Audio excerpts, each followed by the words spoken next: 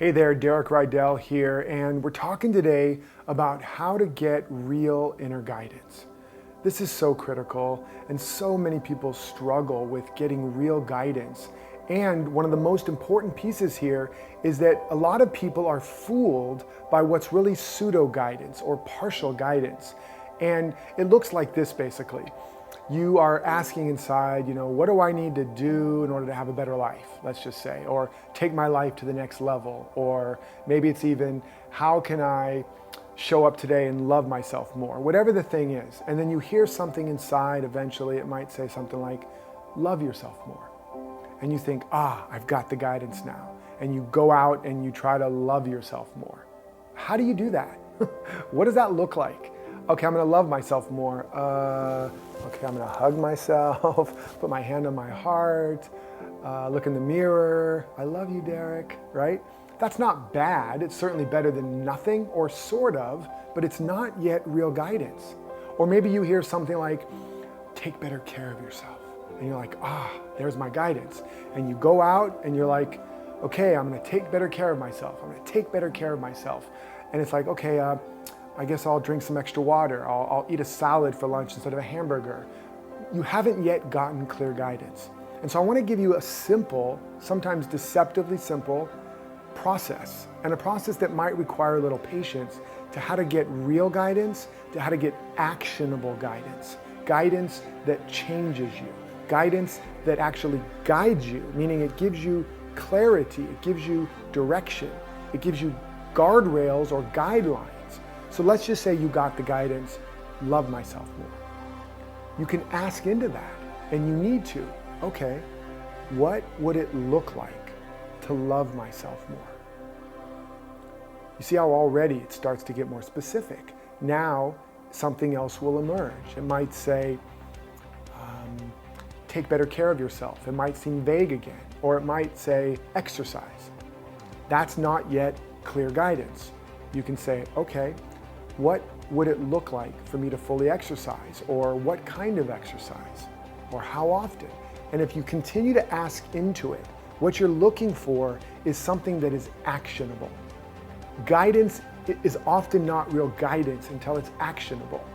And this is why the ego snatches this vague, sort of airy-fairy guidance. Love myself, take better care of myself, be better, trust life, etc.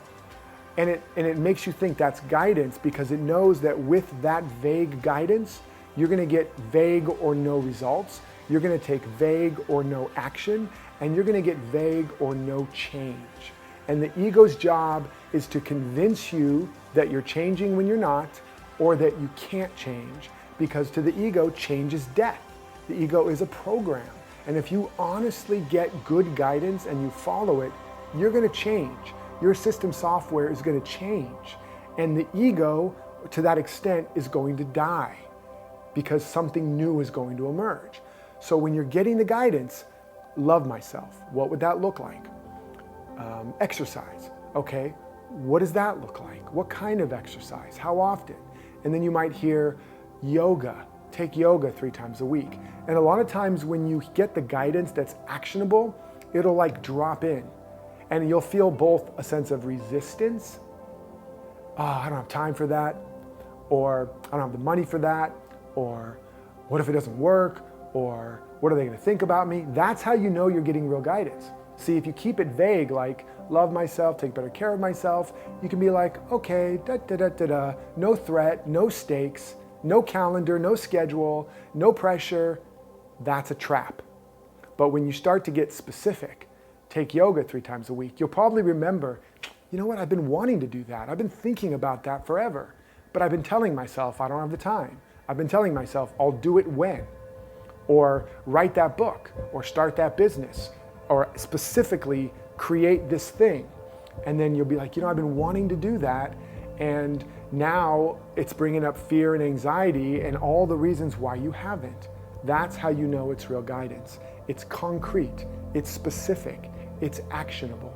So I invite you to right now while I got you, take a moment and ask, what do I need to do or become to allow my life to take a quantum leap to the next level? Close your eyes and really let that drop in. And notice what bubbles up.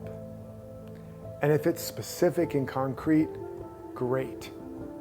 Write it down, put it on your calendar, and do it.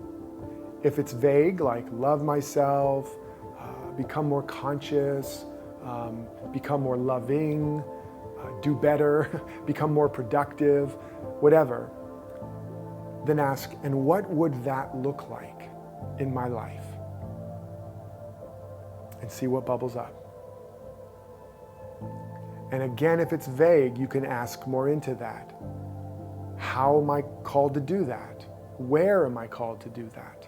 With whom am I called to do that? For whom am I called to do that? How? Where? Who?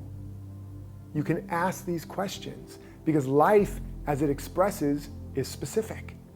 You may not know all the specific answers, but when life unfolds, it's not vague, right? You're not vaguely doing something right now. You're specifically watching this. Life is specific, and guidance is specific. So take this through to its natural end until you have an action, and then take it. Because the one final piece about guidance, and this is critical, okay? When guidance emerges, it's not emerging for you to do it later. It's not emerging for you to do it tomorrow or next week or when you have time or when you're comfortable or when it's convenient. Otherwise, it wouldn't emerge. Life only knows now.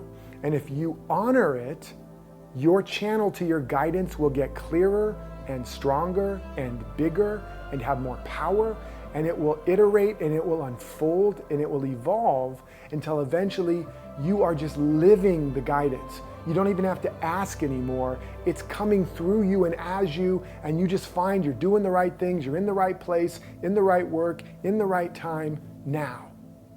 But if you don't honor it, if the muse knocks on your door and you don't answer, or the muse knocks on your door the next day and you say, sorry, I don't have time, I'm busy.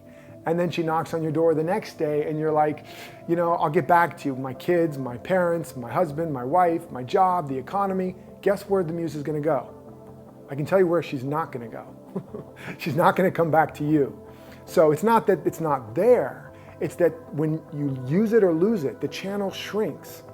It shrinks, it atrophies, and you have a more and more difficult time accessing it. And that's really why most people have a hard time with it. But if you practice it, if you honor the muse when she comes, if you honor the guidance as it comes up, and you take action on it, eventually guidance will flow. The broadcast of guidance and direction will be playing all the time, and it will be effortless. You'll be able to turn within in any moment and get the answers you need. That's what I want for you. So take this time now, complete this process, and take action on the guidance that comes through and watch what emerges.